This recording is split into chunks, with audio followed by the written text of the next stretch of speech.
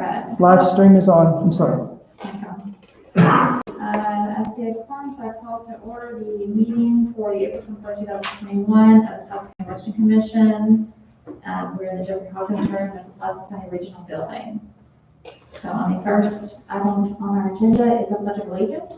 You guys stand. Certainly.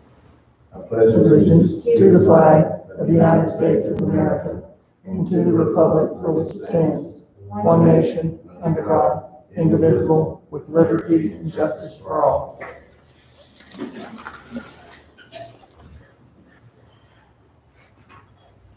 Okay, so on first on the agenda is to approve the meeting minutes from the March 12th meeting, 2021. Has everyone had a moment to review? Yes, I have. Oh, I would ask that my, that instead of saying chair, that I would be called chairwoman. As previous ones have been called chairman, so I'm not a chair, as in a physical object. But that's fine on the minutes. Okay, let's make sure there's any changes. That one was pretty short and sweet. Yes, it was. All right. Do I have a motion to approve the meeting minutes for March 12, 2021? I move to approve the meeting minutes from the March 12, 2021 meeting. All those in favor say aye. Aye.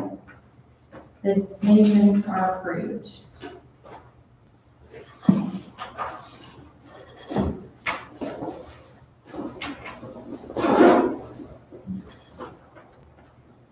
Okay, our next item of business is the May 18, 2021 annual school election. We have two items on here.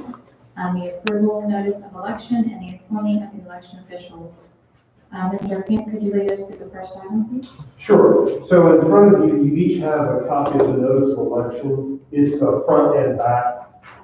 This is the standard form that we use because on the front we have all of the precincts. This will let any voter know. They can look at their voter card, say I'm in precinct 27, I can go to these locations to vote. In the far left column of that table, any place that is a change from the last general election is indicated by a diamond, which of course is there underneath the table. The information that we like to share with regarding early voting absentee and additional election information is in the box on that side. Legally, statutorily required language at the very bottom. And then on the back, we have what's on the ballot, which is the two millages for the Jacksonville Pulaski School District and the East End School District and the candidates running. There's one thing that I would point out, and this, I think we mentioned this when we did the ballots, but in the very first meeting we held related to this election, we were looking at two names given to us by Perry County. Only one of them was for East End School District. The other was for Perry County School District. So that name didn't show up on ballots or anything like that. And so it didn't show up on the notice either because it was just an oversight on my part. I thought it was both East End, but they actually gave us something we didn't need. So, but the millage language is exactly the same as what's on ballots. That's the notice of election. I would point out, I know that on the front page, it looks like things are shifted to the left. That's a function of our copier. I assure you, in the source document, it's all center. Okay. Let's have a few comments. One, this one, Jody. One, we need something to compare this document to ensure that everything's correct, and I don't see that comparison documentation. What would you like to compare it to? There's typically a sheet that has all those precincts and polling places on a separate sheet that we can compare that information, because then we're just looking at it and we're not looking at it. Okay, I wasn't aware of that. I can probably find something.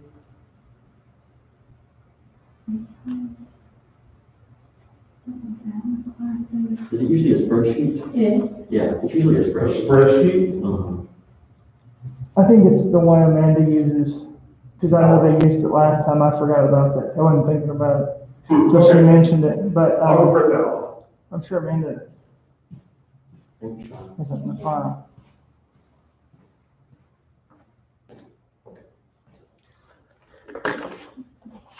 I also did the one for polling workers.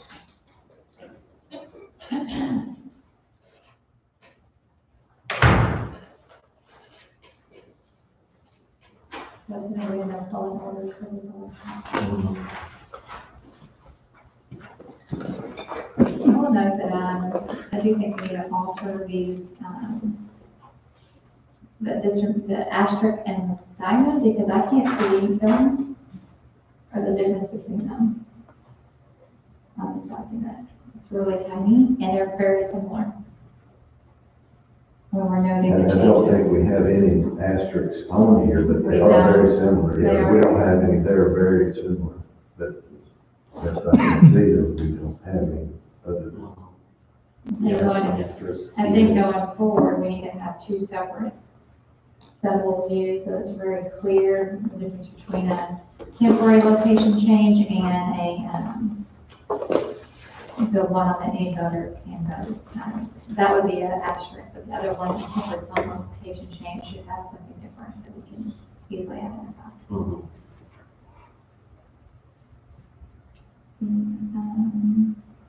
And we could even get T for temporary, yeah. Right, like a cross, like a plus sign. Yeah. I think would be better. That would be easier to distinguish. Yes.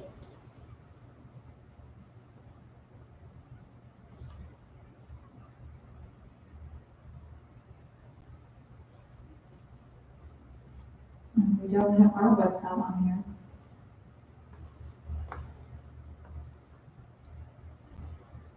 It's under additional election information.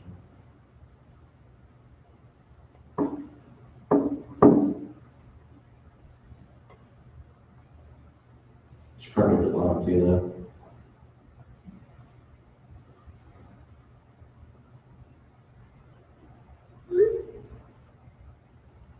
It might be, that language at the bottom, and you'll correct me if I'm wrong, you're an attorney, Commissioner Scott, but we are the board of election commissioners, not the staff.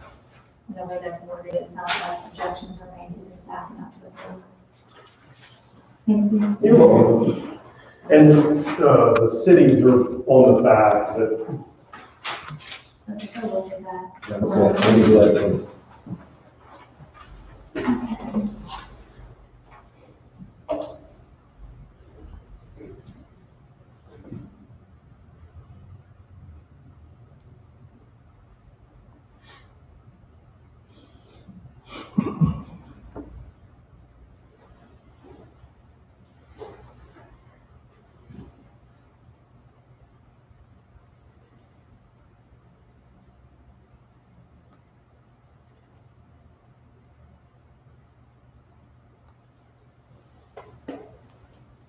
Explain to me the difference in precinct 26, 27, 27.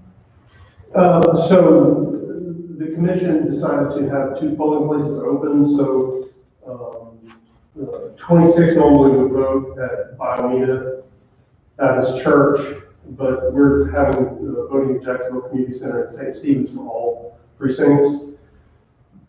And so on the notice of election, the only precincts that will not indicate change are those that in the last general election voted at either St. Stephen's or Jacksonville Community Center.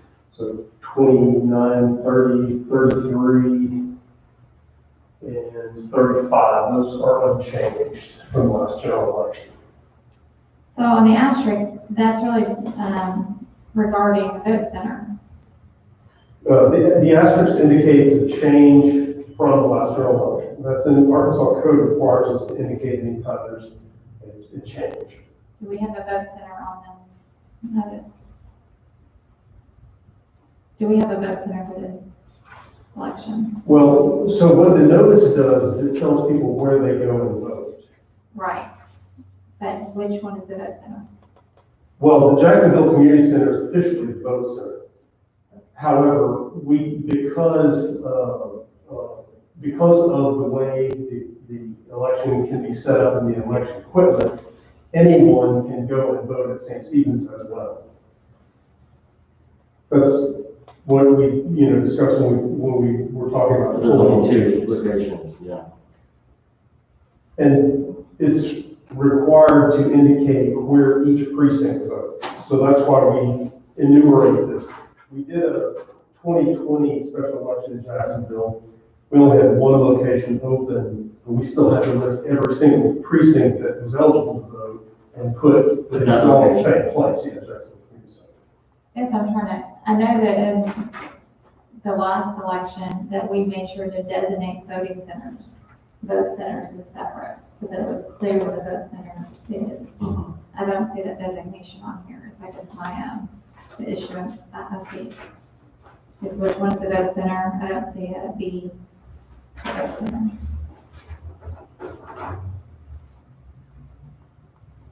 That was a general election. This is a special election. I understand that, but that was a change that we requested for all the notices, just to be clear on, the vote centers. So the Jacksonville Community Center is our vote center.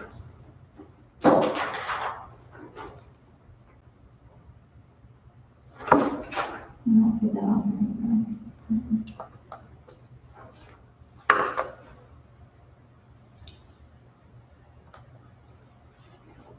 Yeah, we had some kind of symbol that indicates vote center. Is that And right? a statement, to make it very clear.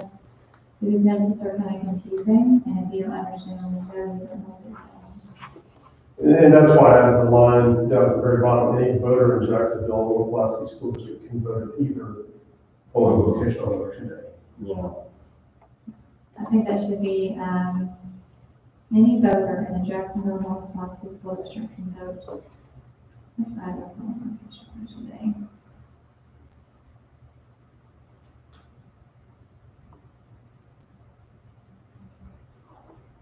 I think on the next one, we really need to try to clean that up. Make it really clear, and what we were discussing when you're on the roof is that the asterisk and the diamond are really hard to tell apart. I can't tell apart at all just by looking at it. But we need to have something different to designate those temporary polling changes, and like a plus sign or a cross, like a T, little T. Our symbols need to kind of be different, so we can't, I can't see that, so. And there is nothing with the asterisk. The asterisk is just to draw the attention to that line. Everything that has a symbol has a diamond. Correct. There's other issues where we do have changes where there is a permanent location Right. change, Right. a vote center, or a temporary location change. So we need to make sure we have separate symbols for those. B for vote center, the plus sign for the temporary, and for permanent, probably a P, small p. Yep. Yeah, and then we need to say that explains those differences. I just don't want there to be confusion. Well, even if the asterisk is just to draw attention, I mean, maybe we don't even have that, maybe say note or something, you know what I mean? Because I was looking for an asterisk then. Like, I was like, well, wait, is there an asterisk somewhere? Can't find it. Yeah, Okay, so maybe it just says note, like in caps, and then, yes. a colon or something. I think that draws attention. Because we've used asterisks, is what you're saying. We've used asterisks Right. as your symbol, so Right. others may think that that means that there's a specific one, and then you can't see it. That was. Right. that's the issue. Right. Yeah, I mean, if you'd like on this one, I can, if we have, changes like that, I can take out the asterisk and put the note in all caps. Okay, yeah, that would be great. I think that I would be think that'd be good. clear. Yeah, okay. No problem. So I think we were all looking for an asterisk somewhere, sure, one of the polling locations.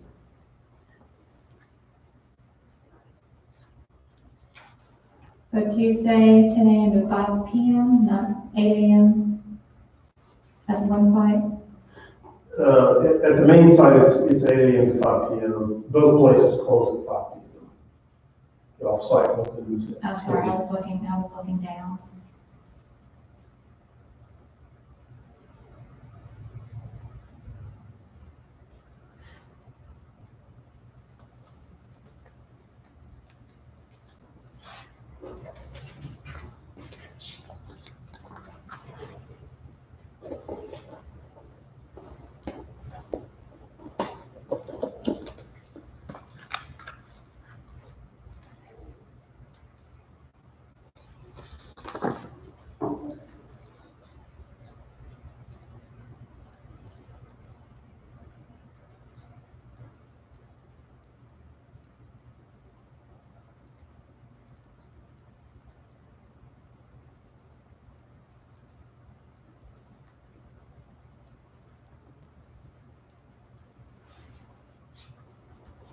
And something I mentioned to Commissioner Scott is that we're not the Pulaski County Election Commission, we're the County Board of Election Commissioners, which is a little bit different.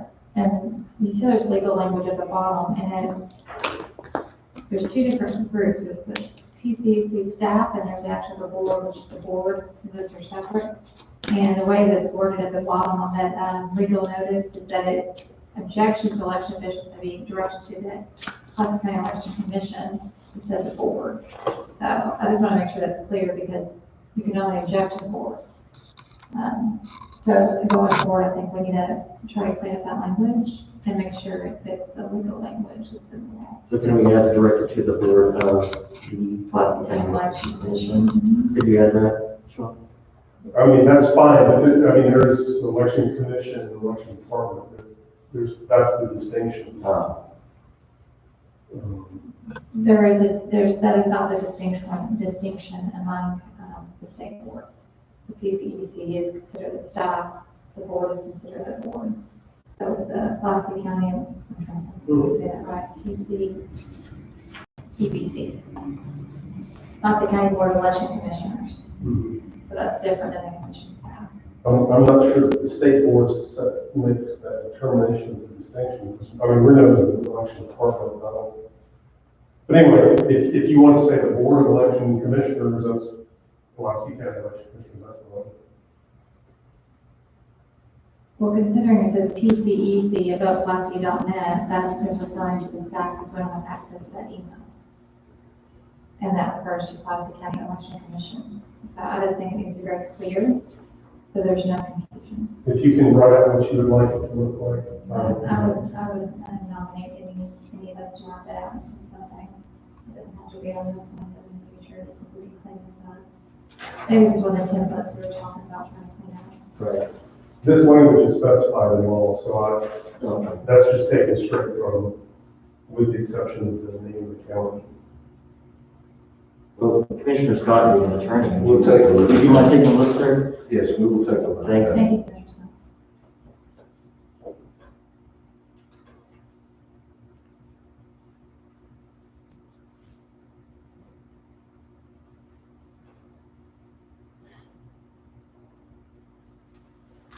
All right, do I don't know if I had time to review all the addresses. Yes.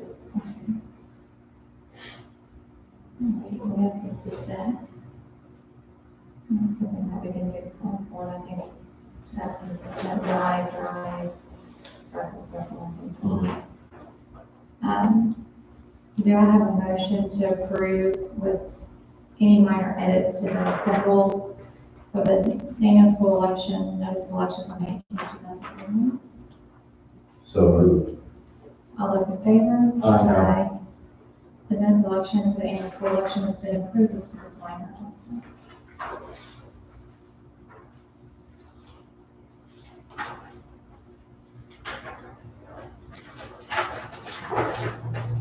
All right. Election officials.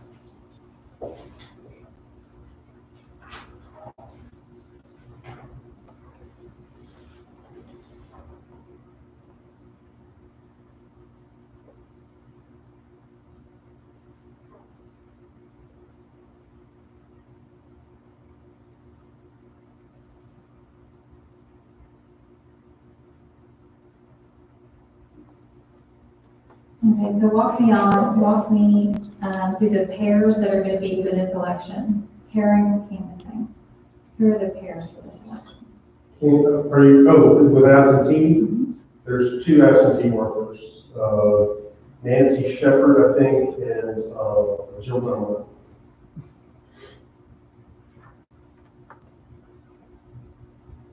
Just one set.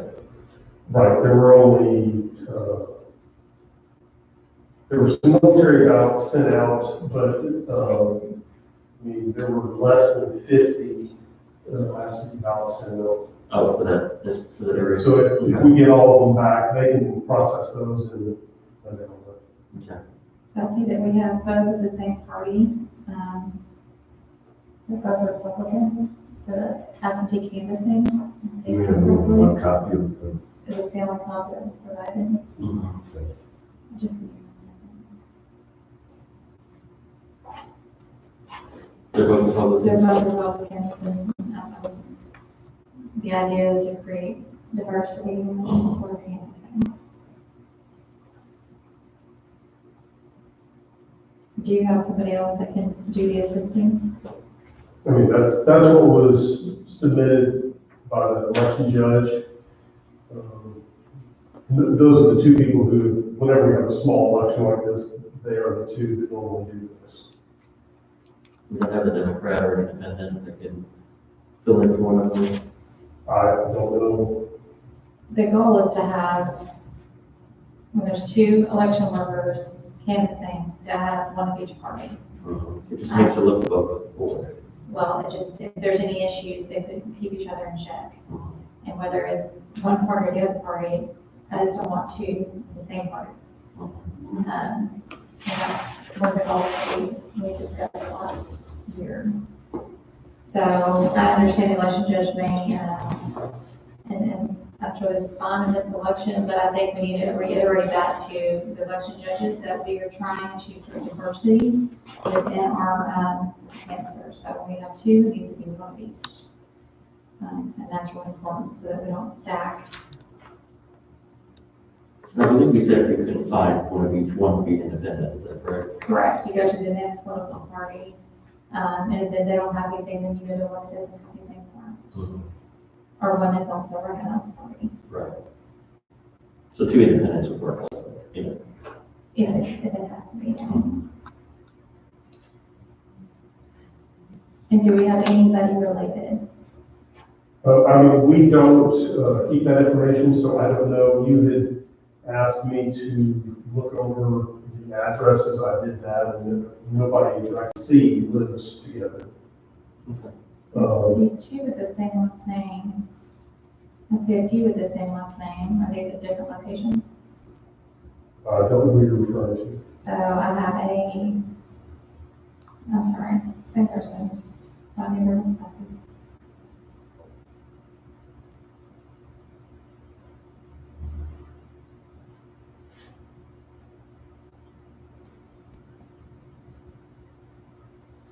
So the ones that are working on early voting also are working election day. Right. That's why I have the same names.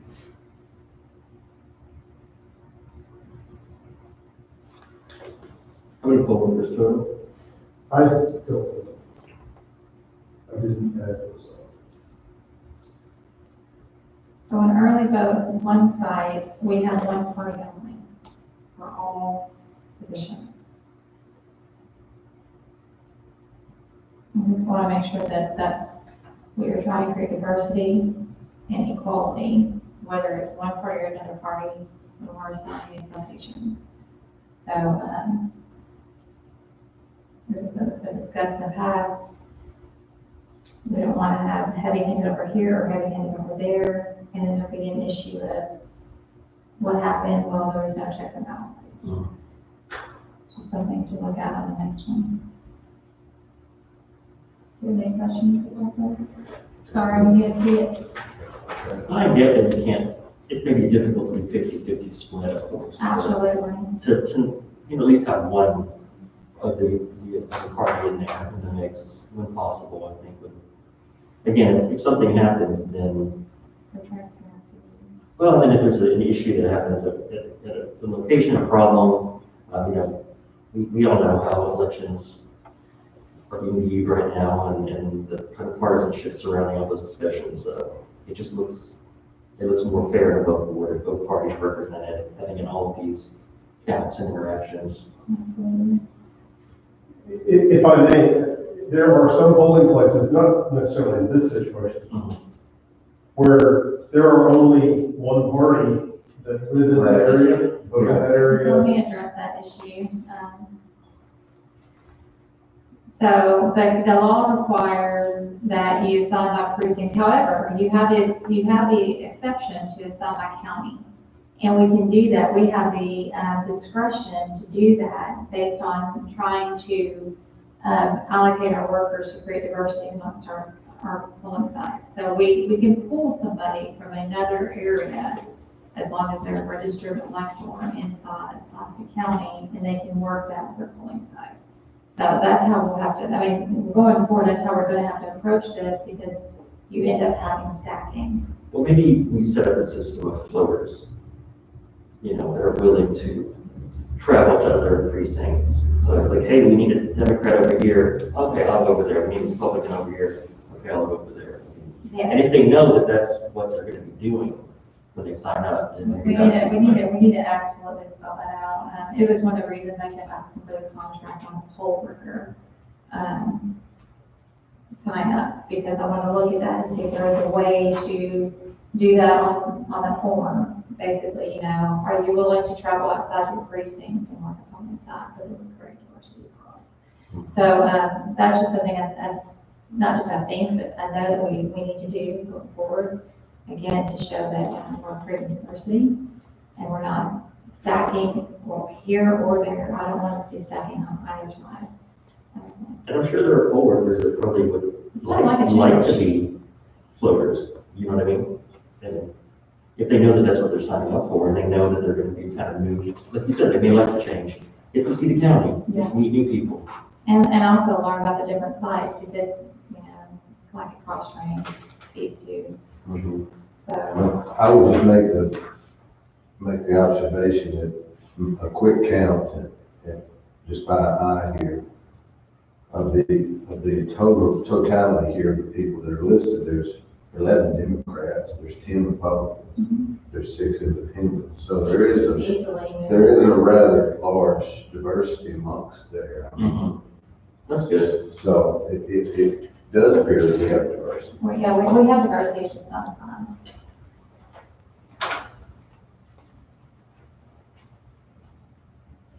And for the benefit of Commissioner Scott, what you will find is that we have a finite number of people who are willing to work. After a general election, we usually lose about 15 to 25% of people because they're not interested in working in the other election besides the general election. And so the pool, while it may seem large in its aggregate number, poll workers can be rather fickle, and they will only work at a particular place, like where they vote or where their friend works or whatever. And when you try to move them or something, they just say, well, just call me next time.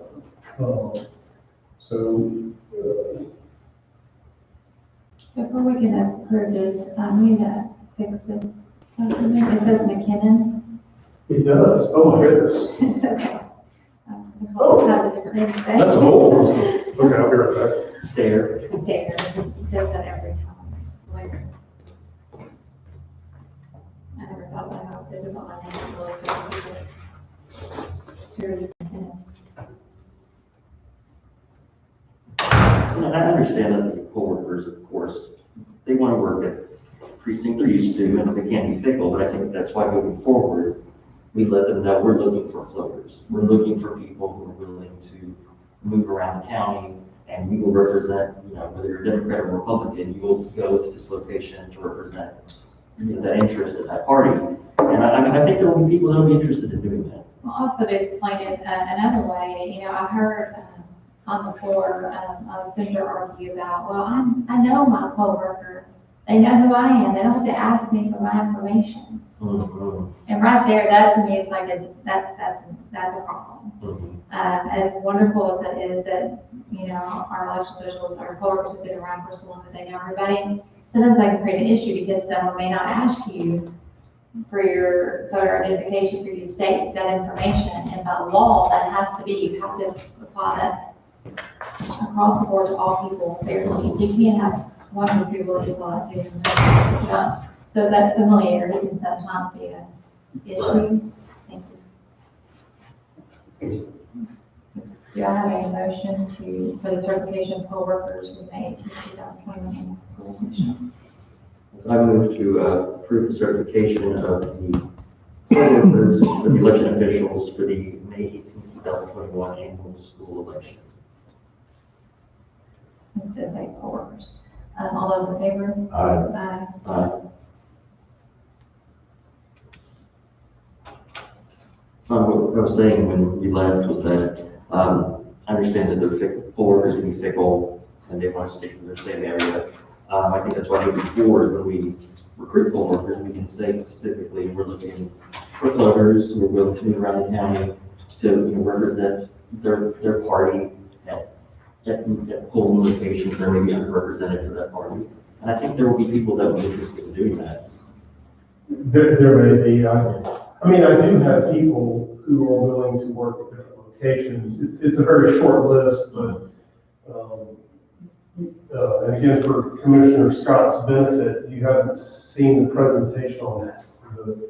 The way that we select the poll workers, it's kind of an elaborate process, but people, we have to delegate some of that to the election judges because, you know, we have anywhere from 110 to 125 polling locations. And so we ask the election judge to put together their teams, and that makes it possible for us to staff at the level of 1,300, 1,500 people for an election. And then when they send back the list of people that are available to work that election, then we fill any vacancies they have. If we were even for a small election like well, like this one, this would be easy to pick and choose individual people. But the other benefit to the election judges picking the people is they know who they can work with and who, believe me, we have some poll workers that are problems, and they either talk all the time. We've had people that have electioneered. We have people that just are incompatible with just about anybody. And we've you know, tried to put them somewhere else, or, you know, work with other groups that, or people have personality conflicts. And the election judges over time pick crews that work really well together. And under stressful situations like, you know, a 12-hour day, you want people to work together. Right. So there's a real benefit to people who know they can work together rather than just taking a potluck or Sure. a la carte approach and just picking 5 people and putting them in place. Thank you, Sean, I appreciate the explanation. So going forward, we just want to make sure to reiterate that to the election judges. The commission would like to see some diversity in our polling sites. We want to make sure that we don't have relatives that are working at the same site or supervising one another. And that diversity can be applied by moving people from other sites. So that is kind of the task that we're tasking them with. Regarding the relatives not supervising other relatives, the motion that was made is too vague to be operationalized. So I need the commission to be more specific about how to actually do that, because the motion that was adopted in the December 14th minutes was relatives cannot supervise relatives or members of the same household in any official capacity. That is overly broad, so I don't know how to, I want to make sure we do what you guys want done, but I don't know how to actually do this because it's too vague. You're talking about a process versus a directive. No, I'm talking about what relative. When I've looked at the different. Consanguinity, so you wanted to look at consanguinity. Sure, I mean, the county has a policy, again, for nepotism, the law lays out, in section 7.17, who can work with other people and who can't be an election official based on, levels of sanguinity. So, there just needs to be more clarity on what it is that the commission wants.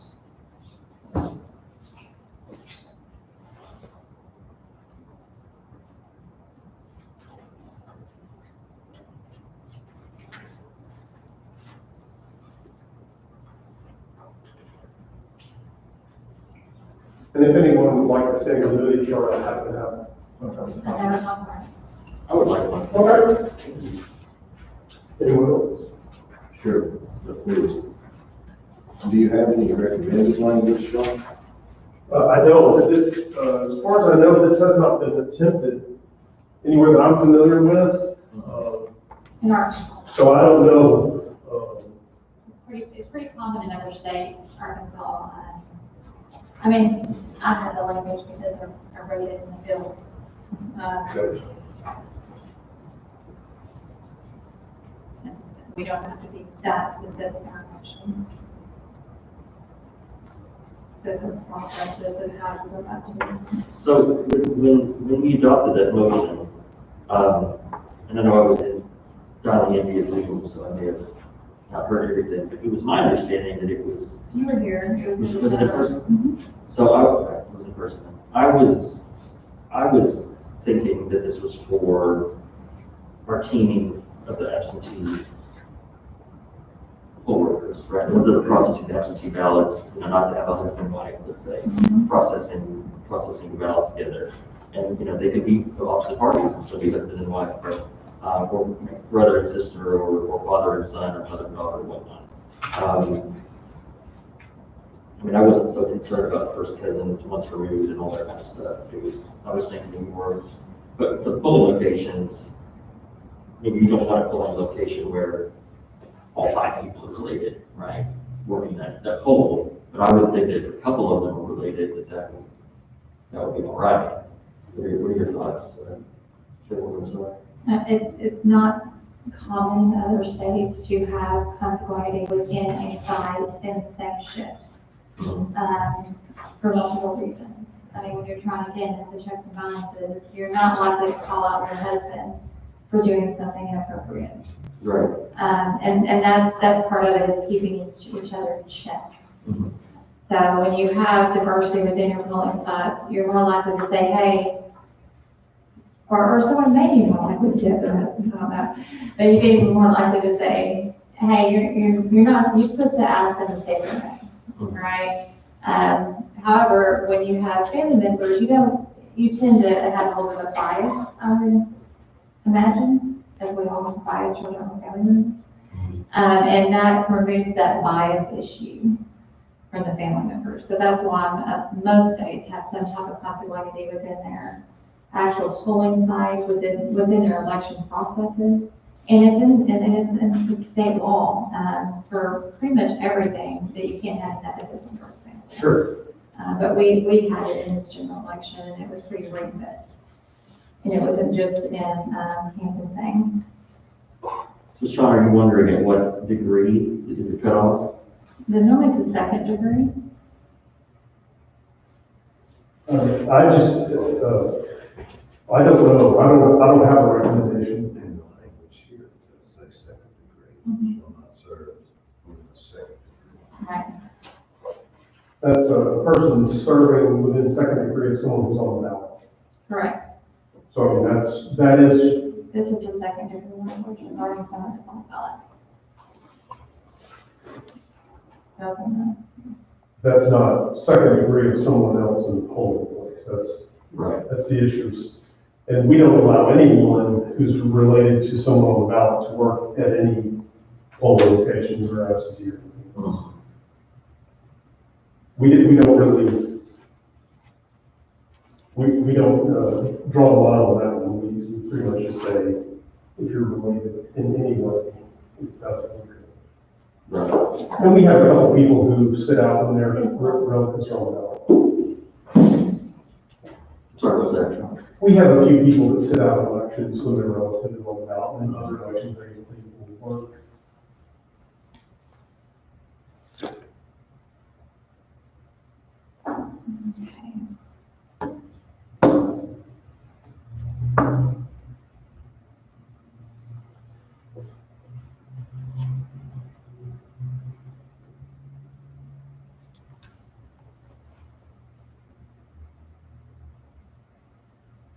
So there's two ways of doing this.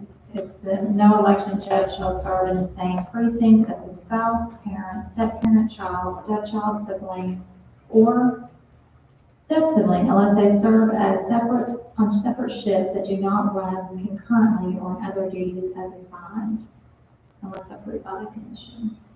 What is other duties as assigned, like in 2 different areas of the polling location, but not directly with each other? It just provides an exception. Okay. So that would be for the election judge. And then there would be a separate one for election clerks. So. I'm going to read this.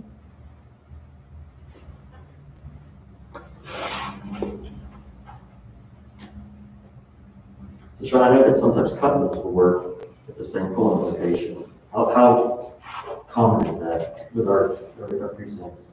It's fairly common, and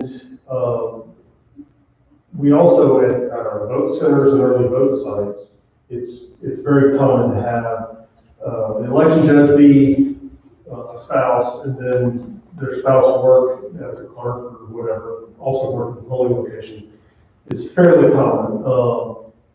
I think, there are a number of polling locations where there's siblings, cousins. One of the things, and I don't know what state you're referencing the law from, but one thing about Arkansas is that we have certain families, in particular Pulaski County, we have some families within this county that are very dedicated to community service.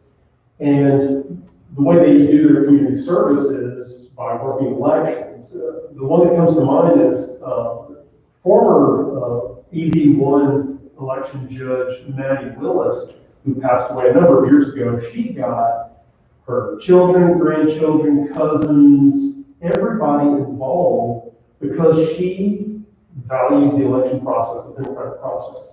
Those people have continued to work in Pulaski County, most of them, in honor of her, to continue her legacy. But that's just one thing. There are,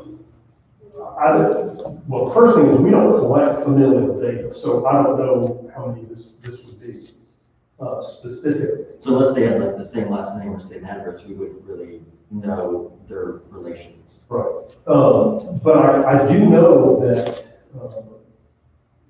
just anecdotally that if we didn't, so if you say, well, husband or wife, you're the election judge, your husband can't work at your polling location. It's not going to be, well, okay, the husband doesn't work. Sometimes that'll be the case, but it'll generally be both of them will say, we just don't want to work, you know, both of us need one of us to work. That doesn't seem like that big of a deal when you take 2 people out of 5. But what happens is, as I was mentioning earlier, these groups have worked together, some of them for multiple decades. You may end up losing the entire crew. Mom, I gotta go. So what this would lead to is a loss of about.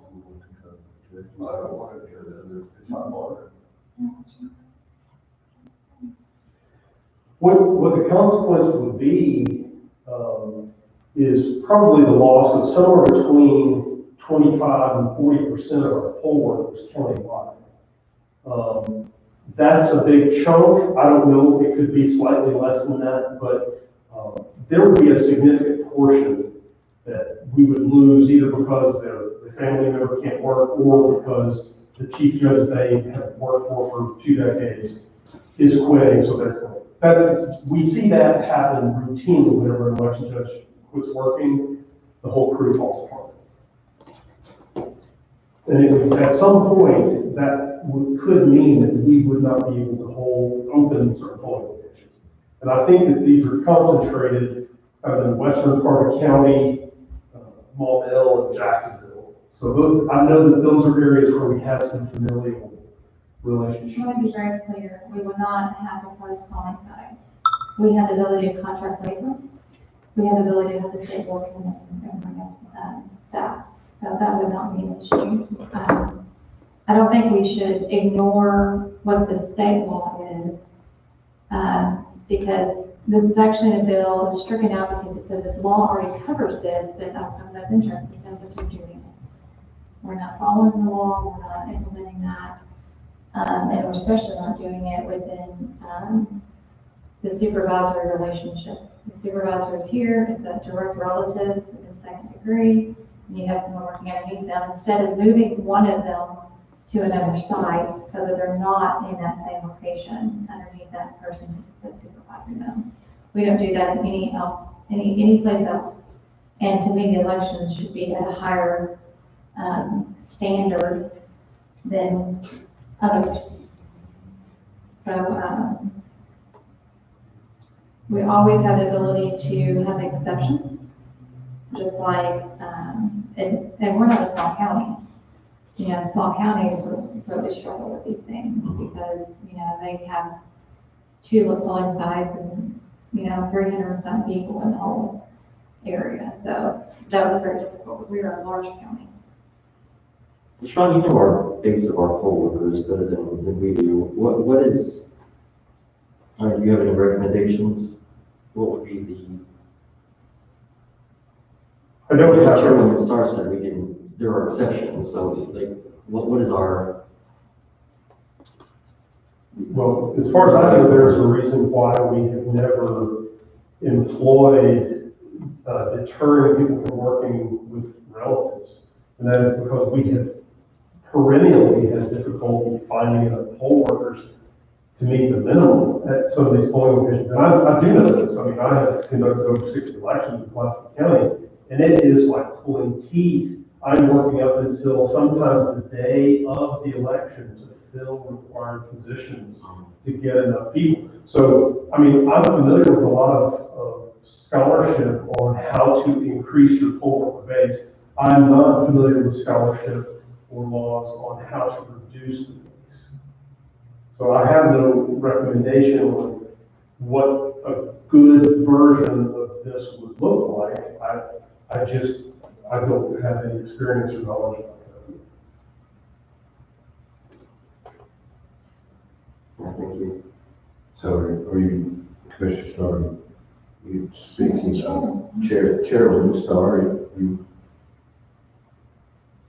recommending that we have language that would prohibit election judges and election clerks from working with any of their relatives within a second degree of consanguinity? Is that? Consanguinity. So basically, the recommendation would be, because we are not trying to, we can have both. We can have recruit election officials, poll workers, and keep the integrity in our elections by ensuring that we have checks and balances. I don't think that we have to abandon one to have the other. And that's kind of what I'm hearing. And I'm a solution seeker. I'm not one that just gets up and changes hard. But at the same time, we have options, multiple options. We don't want to lose our coworkers. I'm not going to suggest that we forbid them from working together at the same polling site. My suggestion, my recommendation is basically you don't supervise your relative, whether it's from the election judge to in canvassing when you have someone overseeing that process, as well as the 2 people that are paired should not be together.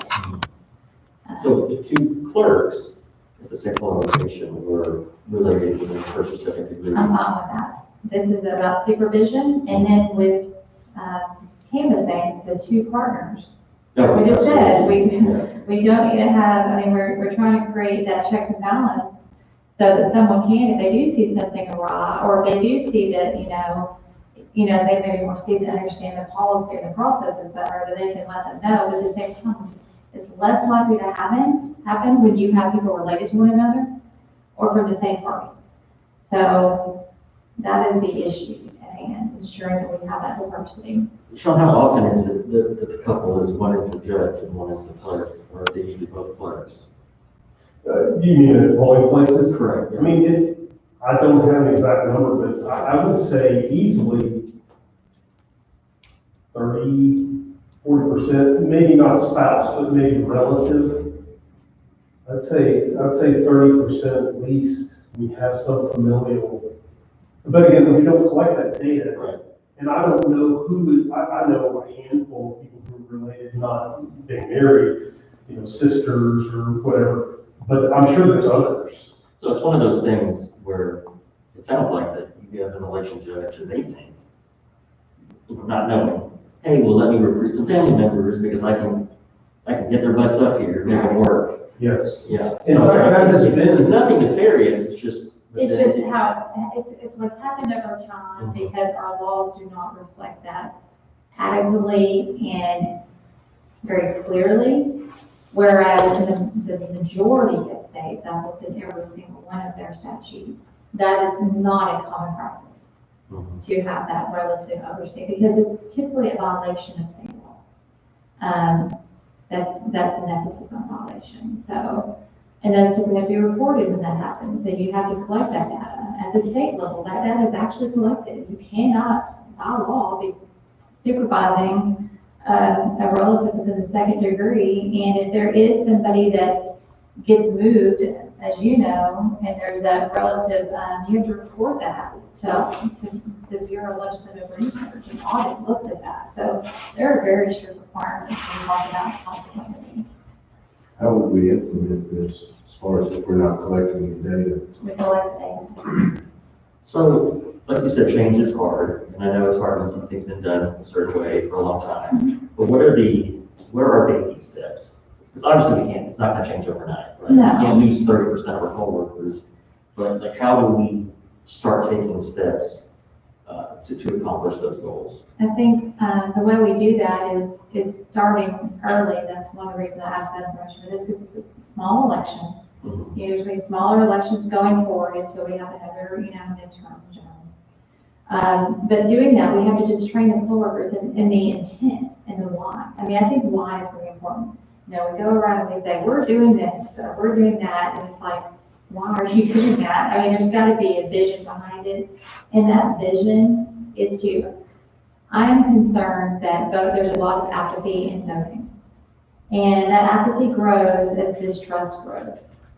And the more that we can do to instill that trust in the processes on the front end, the greater that we're going to reach the voters who are like, I don't know, why should I vote?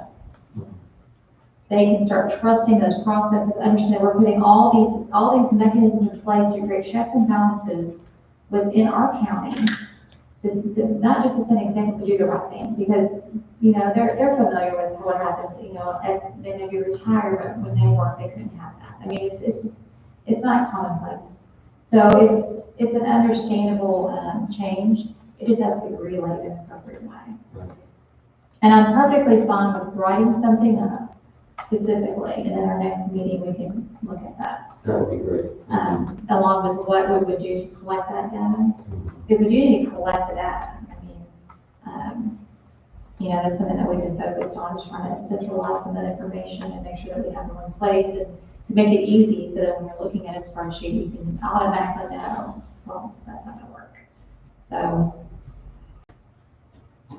you good with that? Sounds good. Okay.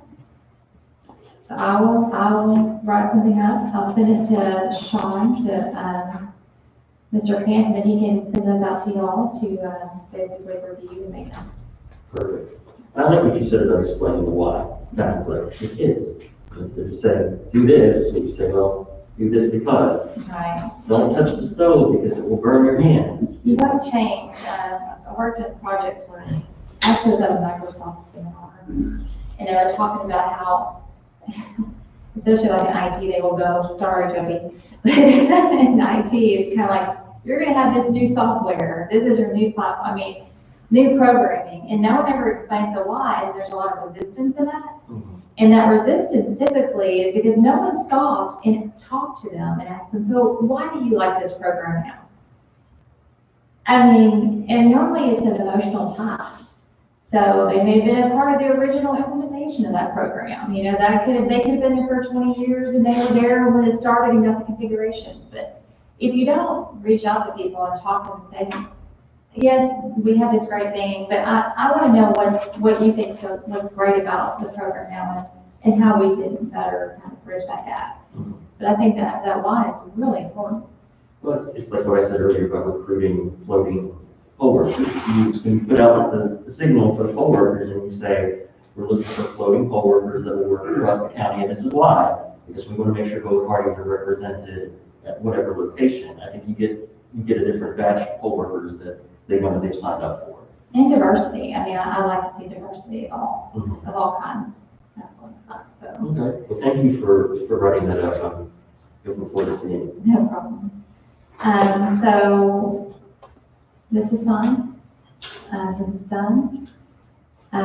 There's nothing else for the annual school election that we need. That's all the official business for tonight, and then next week we'll take up the last couple of items we have to do prior to the 18th election. All right. So let's go to other business. Discussion of vacancy in director of elections position. So I think we're contacted by the Democrat Gazette trying to force information on this.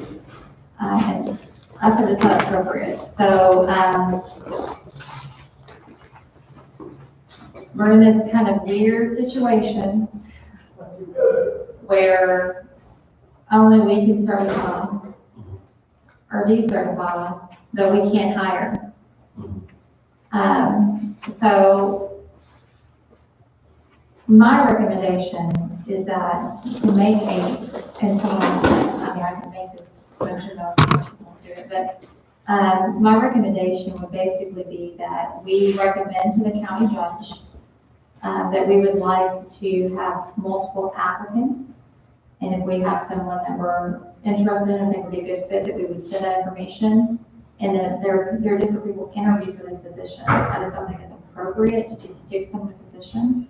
And then give us, that panel and let us look at that of ones that the county judge also agrees with, so that we can choose from that. So I think that would be my recommendation for choosing a replacement. So work with the judge and find someone that we all mutually can agree upon. Well, I think a group. I think, we can all provide insight, recommendations. Ideally, he would interview multiple candidates, and then give us, 2 or 3 to kind of choose between. Well, and So that we don't have this, because what's going to happen, and what we don't want to happen is him making, this is how it's going to be, and I think he wants to work with us on this. And then we said, we're not certified. I mean, so we don't even have this, 5-6 month out argument about something that needs to be taken care of. So I'm trying to come up with a more friendly solution of how we can all come together, because this is new. Come together and come up with something that everybody can be happy with. Well, I agree. I know you weren't here at this time, but when we brought on Bart, it was similar. I believe Brian Coe had narrowed down the applicants to his top 3. Is that correct? And then, of course, he was doing hiring with his staff, but as a commission, we interviewed all 3, and we gave our recommendation.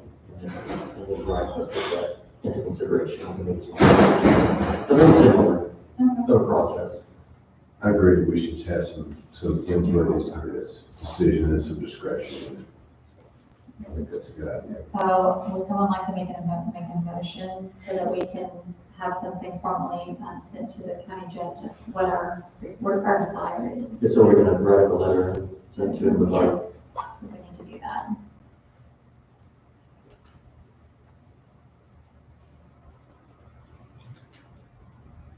Who is going to do the honor of writing the letter? Should we make a draft and discuss it at our next meeting? do you think we ought to maybe make an outline of what we think the letter should entail? We could do that. I mean, Discuss it. yes, we could do that. We just want to make sure that we don't push this out too far because I know there's a lot of interested parties. I know we can't just have vacancies sitting there. It's not appropriate. And we want to make sure that the vision is being carried forward for this commission. And we need to go in and get that done. So I'm perfectly fine with that, and coming up with some language, going back and forth with that for our next meeting, and then we can make a decision. Our next meeting's in a week, so I think that's good timing. Hopefully we can get that done in a week. If not, it may be pushed. Yes, let's do it that way. Okay, that sounds good. Okay, next up, the duties of the CBEC and prohibitions of the CBEC. So, and this is really tied to C, pending SBEC.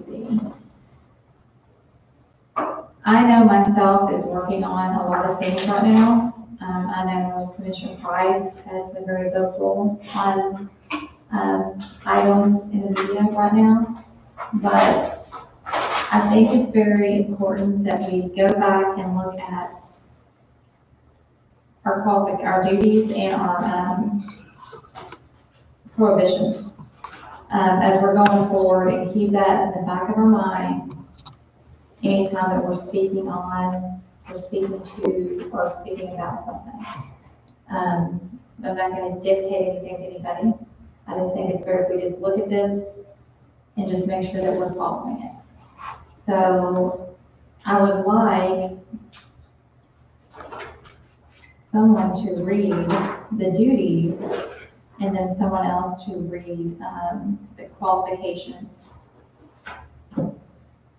I'll read the duties. Okay, so it is right here in 7.4. Thank you. The County Board of Election Commissioners shall, 1, ensure compliance with all legal requirements relating to the conduct of elections. 2, exercise its duties consistent with the training and materials provided by the State Board of Election Commissioners. 3, allocate a sufficient number of secure ballot boxes if voting is conducted using pre-printed paper ballots for each polling site based on the number of votes cast at that polling site in the immediate preceding. Preferential primary election or general election if the election for which the secure ballot boxes are prepared is a preferential primary election or general election, and special election if the election for which the secure ballot boxes are prepared is a special election. 4, allocate sufficient components of a voting system approved for use under 5-75301 for each polling site based on the number of votes cast at that polling site in the immediately preceding. Preferential primary election or general election if the election for which the components are prepared is a preferential primary election or general election, and special election if the election for which the components are prepared is a special election. And 5, appoint the requisite number of election officials at each site where voters present themselves to vote to ensure that there is a sufficient number of election officials at each site based upon the votes in the immediately preceding comparable election. Keep going. Yes. The County Board of Election Commissioners shall select and appoint a sufficient number of election officials for each polling site as provided by subsection A of this section and perform the other duties prescribed not less than 20 days preceding an election. Each polling site shall have a minimum of 2 election clerks, 1 election judge, and 1 election sheriff. The election judge will serve as the poll supervisor. All election officials at a polling site shall have completed training under 74109 within the 12 months before the election. The minority party election commissioner shall have the option to designate a number of election officials equal to 1 less than the majority of election officials at each polling site, with a minimum of 2 election officials at each polling site. In the event that the county party representatives on the County Board of Election Commissioners fail to agree upon any election official to fill an election post allotted to the respective party 20 days before the election, the County Board of Election Commissioners shall appoint the remaining election officials. The County Board of Election Commissioners may permit election officials to work half-day or split shifts at the polls at any election, so long as the requisite number of election officials is always present. Also present. That's it. Thank you very much.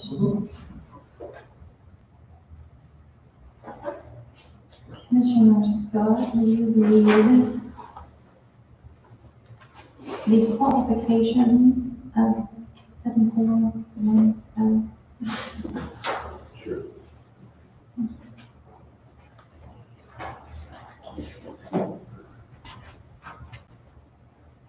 This would be 74-109, qualifications of state and county commissioners, election officials, poll workers, and certified election monitors. A member of the State Board of Election Commissioners, a county election commissioner, and an election official shall be a qualified elector of the state, able to read and write the English language, and shall not have been found guilty or plead guilty for noble contempt to a violation of an election law of the state. An election official, as defined in section 7-1-101, shall not be a candidate for an office to be filled at an election while serving as an election official. A member of the County Board of Election Commissioners shall not be disqualified from serving as a member of the County Board of Election Commissioners by the appearance on the ballot as a candidate for a position in his or her political party. A member of the County Board of Election Commissioners shall be a resident of the county in which he or she serves at the time of his or her appointment for election. An election official shall be a resident of the precinct in which he or she serves at the time of his or her appointment. However, if at the time of posting election officials, the County Board of Election Commissioner votes unanimously and certifies to the county clerk that it is impossible to obtain a qualified election official from any precinct in the county, another qualified citizen of the county may be designated to serve in the precinct. An election coordinator, deputy clerk, or person assigned by the county clerk to conduct early voting does not have to be a resident of the precinct or county in which he or she serves. A person who is a paid employee of a political party or of a candidate for office on that county's ballot shall not be a member of a county board of election commissioners or election official, except as provided in subdivision C2B of this section. A person serving on the County Board of Election Commissioners shall not participate in the campaign of any candidate listed on the ballot or of a write-in candidate seeking election in that county that falls under the County Board of Election Commissioners' jurisdiction or authority. A member of the County Board of Election Commissioners shall not manage a campaign, perform labor for a campaign, solicited on behalf of a campaign, or candidate or campaign, pass out or place handbills, signs, or other literature concerning a candidate's campaign, assist a candidate's campaign in a rally or parade, or display candidate placards or signs on an automobile. A member of the County Board of Election Commissioners may make a financial contribution to a candidate in a political party, state, district, or county meeting where a candidate or issue advocate speaks as a member of the audience, or participate in a political party convention. Person employed with a company that has a business dealing contract or pending contract with the County Board of Election Commissioners to which he or she seeks appointment shall not be a candidate for the County Board of Election Commissioners. We want to speak about the election officials on down in section D. Okay. Person shall not serve as an election official if the person is married to or related within the second degree of consanguinity to a candidate running for office in the election, and another person makes an objection to his or her service to the County Board of Election Commissioners within 10 calendar days after posting the list of officials prior to the regularly scheduled preferential primary election. Each of the following shall attend election training coordinated by the State Board of Election Commissioners: a member of the County Board of Election Commissioners, a county clerk or his or her designee, a poll worker, and a certified election monitor. The State Board of Election Commissioners shall determine the method and amount of compensation for attending the training. A deputy county clerk, employee of the county clerk, or other worker who will assist with early voting may be trained by the county clerk or his or her designee. Thank you very much. You're welcome. All right, so just want to make sure that we're keeping this in mind as we're doing outside work, to make sure that we're never violating these. Also understand what our duties actually are. And that kind of goes into the pending SBEC investigation. So I've been hearing lots of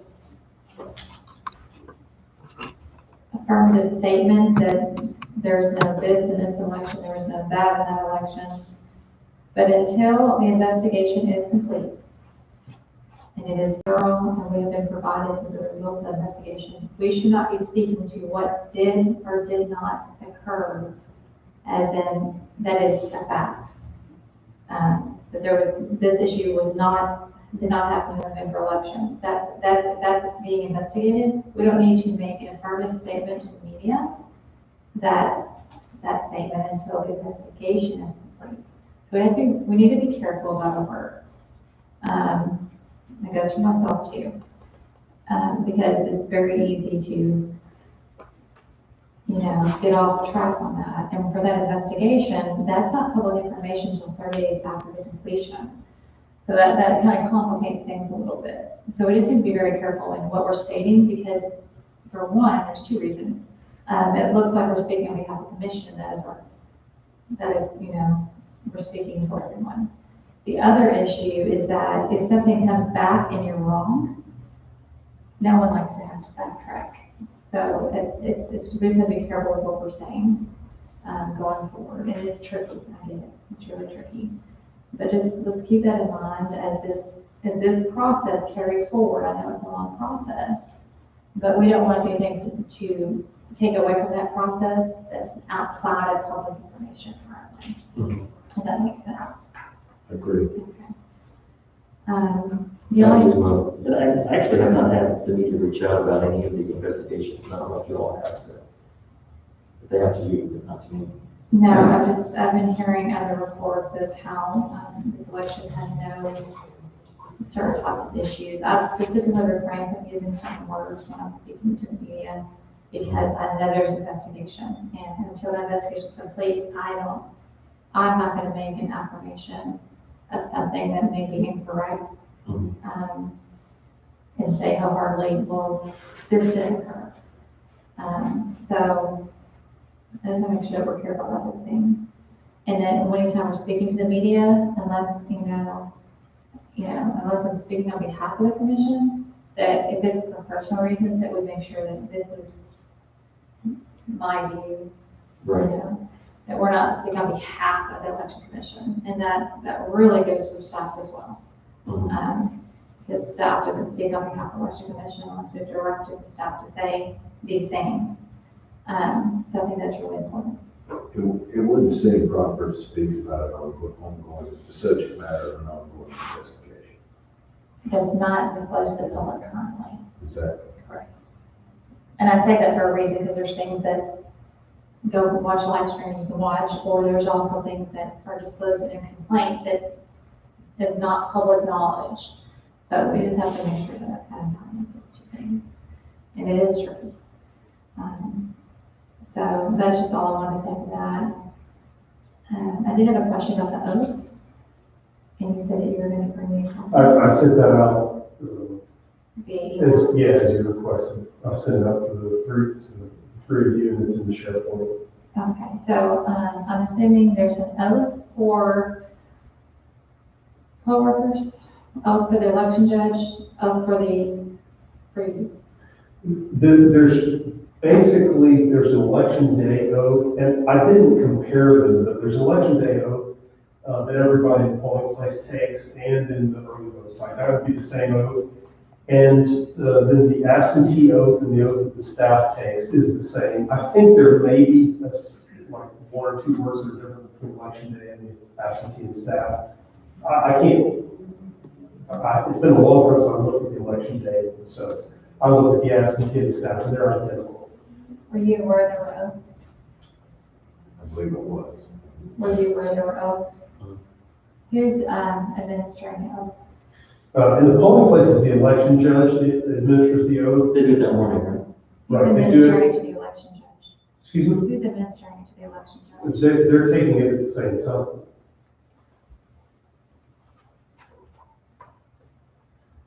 Who's administering the oaths as the official body for the commission on the oaths? I don't really understand that question, so I can't answer. We need to look at that.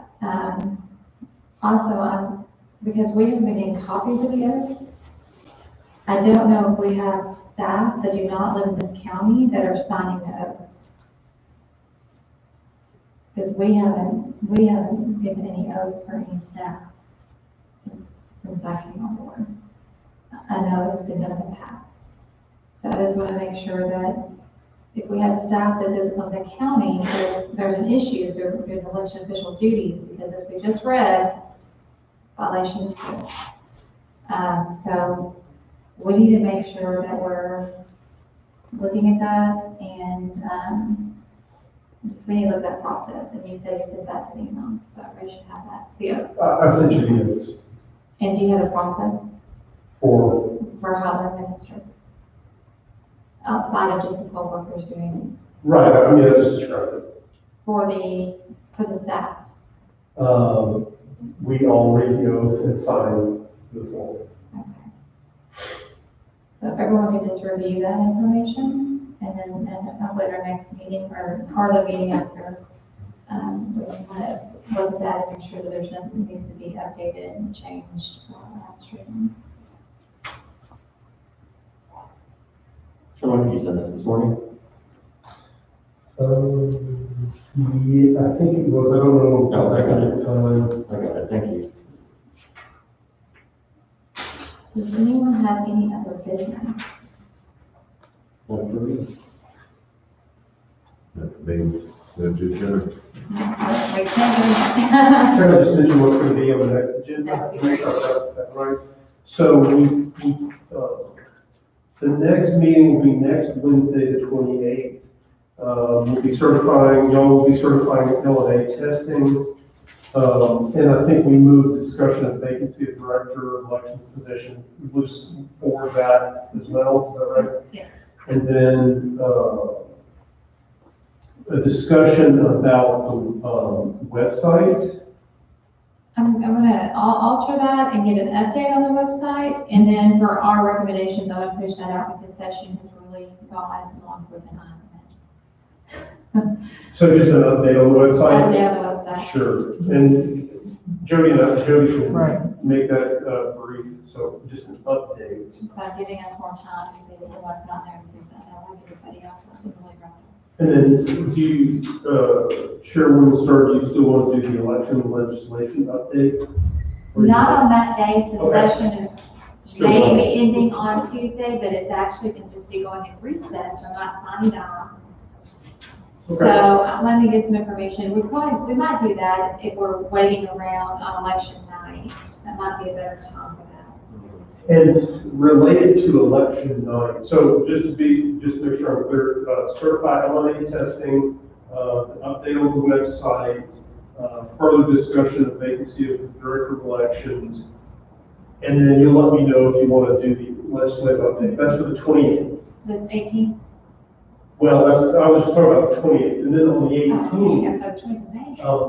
Yeah. what we're going to do, our election returns should be coming in very quickly on the 18th. So my recommendation is that the commission meet as early as you want to, but start no later than 8 o'clock, because I think that most of the results will be in right around 8. And the minute they arrive, we'll have a staff member bringing them in rather than having an area manager. And so it's going to speed the process dramatically. We'll have that information down here quickly. And since we've got 2 sites, it will take a matter of minutes to read it in. So the results could be in and ready for you guys to certify an official in April. But how many I haven't seen an absentee ballot report yet. Do you know how many absentee ballots are being sent? Because that I don't changes have the that time number right. period. I don't have that number right off the top of my head. It was not very good. It was somewhere between 25 and 50. Okay. They're not all mailed, some are emailed to the. Please do the county clerk and request that report. We need to have that report of those that's been requested and the number of ballots that they've received. So that because I'm fine with 8 p.m., but if we have more than that, then we need to be earlier so that we can start that process and not start so late. Right. So the review of the absentee ballots probably couldn't, I guess it could start about 7:30. We should have, because, ballots will be brought in as late as 7:30 to the clerk's office. We can start reviewing them any time of Anytime you day want. after 8:30 a.m. Sure. So I just don't want us doing like the last time where we're told to not come here till 9. And there's a big old stack. And there's a huge stack, and then it keeps everybody here, so for your benefit as well. Well, not that there'd be a huge stack in this election. Yeah, and just so you know, the canvassing will begin at 1 o'clock on election. So, again, they should be done by 2 or 3, depending on if they have 20 hours that day. Let me ask a question about that. As public is not allowed in this room, the public is not going to be forbidden from going to canvassing. It'll be live streamed. I mean, the public going to canvassing, as in public being present, media, anyone else that wants to be present. Because that is something that we said back in general, that we will not be keeping the public out of this process. So we need to get with the county judge on that. And we need to figure out what the COVID plan is. Because that was actually tossed yesterday. Oh, yeah. So, but nevertheless, the canvassing is a public process, and live stream is not, there's nothing in the law currently that says you can substitute live stream for the public process. Poll watchers constitutionally are allowed in. So we want to make sure that we're not preventing the public, media, anybody from coming to canvassing, and that we're also live streaming, because that's how we're going to do things, we're going to live stream everything. I just want to make sure that we clarify that with the county judge on his extension of an executive order. I believe it's extended, I haven't seen a copy of one.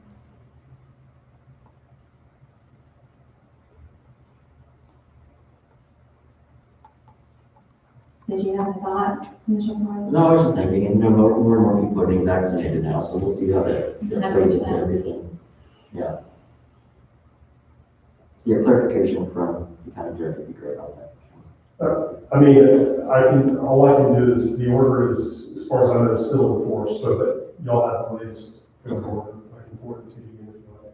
If you could, please reach out to the county judge, because the order does not supersede election processes in state law. And so Right. that was the issue in the last election. So I want to make sure that we're clear that we're planning on having the public attend public canvassing, tabulations, anything that's publicly available.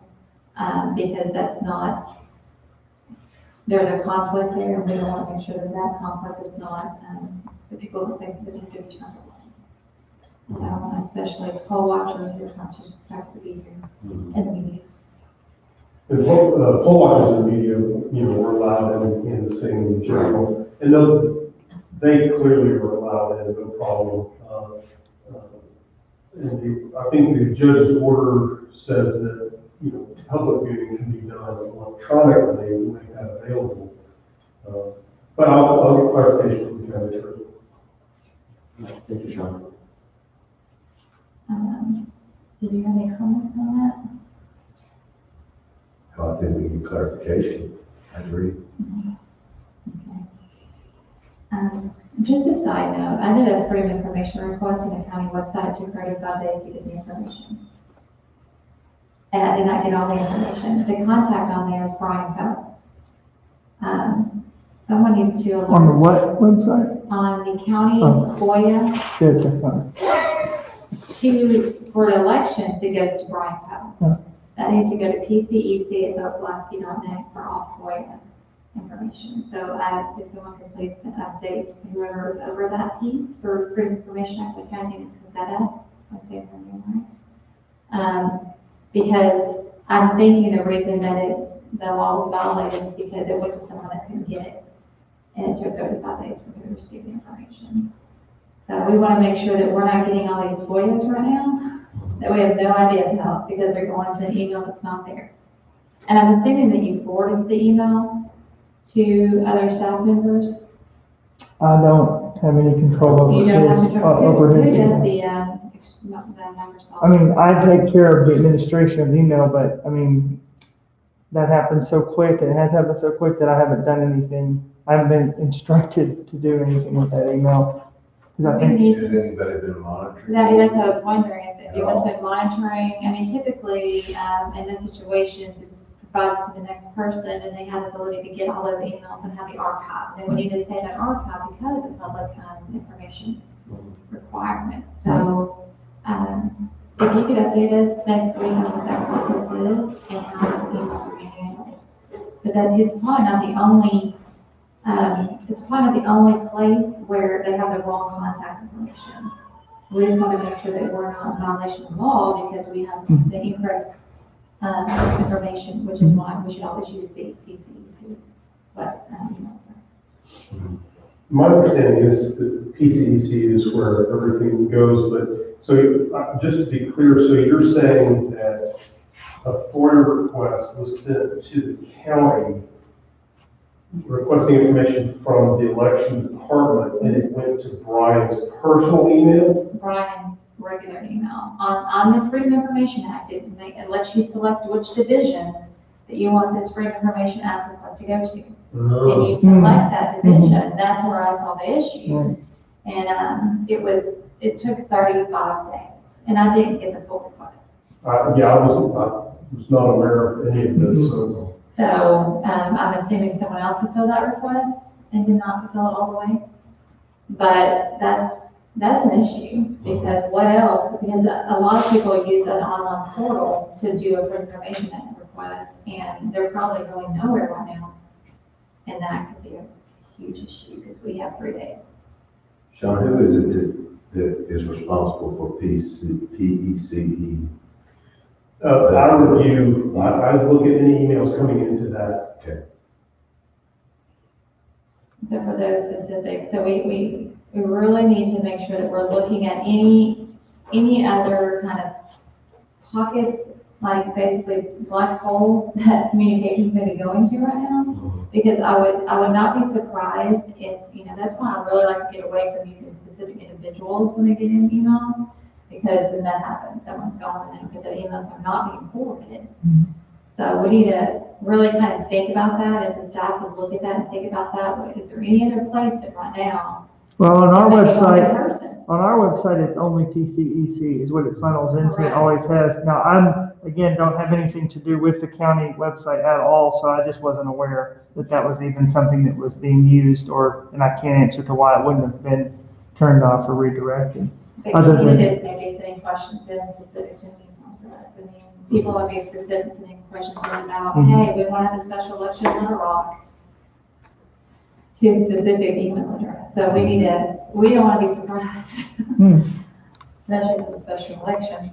I don't want to read down the news first. I want to see it coming officially. And that's something else. Last question. Have you received any updates on the potential special election for City of Little Rock and when that date would be? Not official communication, just out of the media. Okay, so for the June date, which they're out of timeline for that now, so. So they can, they're Another really shooting, August. well, they're shooting for the July 13th, and they have until May 14th to still meet the July 13th deadline, 60-day deadline. So, we'll see about that. Now, LRSD and CALS are both considering Little Rock-wide elections. So I read something about LRSD wanting to do the village in September. And CALS had said something about the summer as well. They didn't have a specific time, but there was an article, I guess, today about LRSD doing such We should put an emergency clause in the special elections too. So this date, and that's it. It's very hard to plan with only 60 days advance notice. Well, and also, I literally saw, I went back and did some research. There were some points in time where there was a citywide election within 3 weeks Yes. of a primary. We turned around one in less than 2 weeks, just 2 years ago. Let me tell That should you, be a violation of law. it's a violation of sanity, is what it is. Because I did that. Absolutely, and that's one of the things I was spoke to on that, because I don't think people realize that while someone may point it out, there's still something bumping up to that. And all the machines that are in place I mean, it's just, as we saw with the special election that the governor, had, which that's something you can't alter. But that created deadlines that not being followed. We had them last time, so we don't want to be in that situation. So I strongly encourage anyone that's seeking a special election to try to look at the other elections, and ideally to have those elections when the regular elections are occurring, to prevent any kind of overlap and increase voter turnout. Because we know voter turnout is ridiculously low in special elections. There is like what, 4 to 7%. Between 4 and 10%, and we even have sites that no one votes. And nothing that sets me more. And Sherwin, to start to your point about turning around machines, just hypothetically, City of Little Rock has a July election, somebody has an August election, and somebody has a September election. Our machines have got to sit for 30 days between elections. And because of the way the dates fall, they're not 30 days apart. They're 28 or less apart. And that might constrain the commission on how many sites you can open. Right. Because we may not have enough machines to allow a legal rest period between. So this summer could be, tricky time. Well, we need to make sure to voice that, and I will voice that to the City of Little Rock, to the mayor's office, and just remind them, and I'll reach out to Cal just to remind them, please pay attention to those deadlines. While you can file at any time and have that currently until that changes, we want to make sure that we're not creating basically a violation of statutes and laws, state and federal law, because we don't have the ability to have a buffer between. So I think that's right. And I think that most people would agree on they don't want to do that. And probably don't realize that that's occurring. So just something to think about as we head into the summer.